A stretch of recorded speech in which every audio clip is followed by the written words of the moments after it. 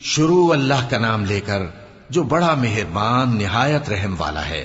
الف لام میم، یہ حکمت کی بھری ہوئی کتاب کی آیتیں ہیں، نیکوکاروں کے لیے ہدایت اور رحمت، وہ جو نماز کی پابندی کرتے اور زکات دیتے ہیں، اور وہی ہیں جو آخرت کا یقین رکھتے ہیں، یہی اپنے پروردگار کی طرف سے ہدایت پر ہیں اور یہی کامیاب ہیں۔ اور لوگوں میں بعض ایسا ہے جو بےہودہ حکایتیں خریدتا ہے تاکہ لوگوں کو بے سمجھے اللہ کے راستے سے گمراہ کرے اور اس سے ہنسی کرے، یہی لوگ ہیں جن کو ذلیل کرنے والا عذاب ہوگا۔ اور جب اس کو ہماری آیتیں سنائی جاتی ہیں تو اکڑ کر منہ پھیر لیتا ہے، گویا ان کو سنا ہی نہیں، جیسے اس کے کانوں میں ثقل ہے۔ تو اس کو درد دینے والے عذاب کی خوشخبری سنا دو۔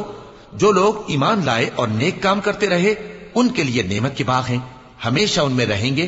اللہ کا وعدہ سچا ہے اور وہ غالب ہے، حکمت والا ہے۔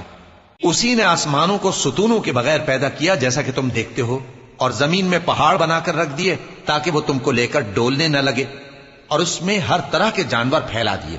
اور ہم ہی نے آسمان سے پانی نازل کیا، پھر اس میں ہر قسم کی نفیس چیزیں اگائیں۔ یہ تو اللہ کی تخلیق ہے۔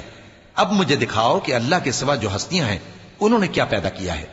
حقیقت یہ ہے کہ یہ ظالم کھلی گمراہی میں ہیں۔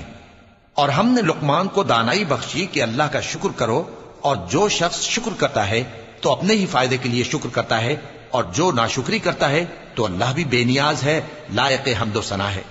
اور اس وقت کو یاد کرو جب لقمان نے اپنے بیٹے کو نصیحت کرتے ہوئے کہا کہ بیٹا، اللہ کے ساتھ شرک نہ کرنا، شرک تو بڑا بھاری ظلم ہے۔ اور ہم نے انسان کو، جسے اس کی ماں تکلیف پر تکلیف سہ کر پیٹ میں اٹھائے رکھتی ہے، پھر اس کو دودھ پلاتی ہے، اور آخر کار 2 برس میں اس کا دودھ چھڑانا ہوتا ہے، میں نے تاکید کی ہے کہ میرا بھی شکر کرتا رہے اور اپنے ماں باپ کا بھی، کہ تم کو میری ہی طرف لوٹ کر آنا ہے۔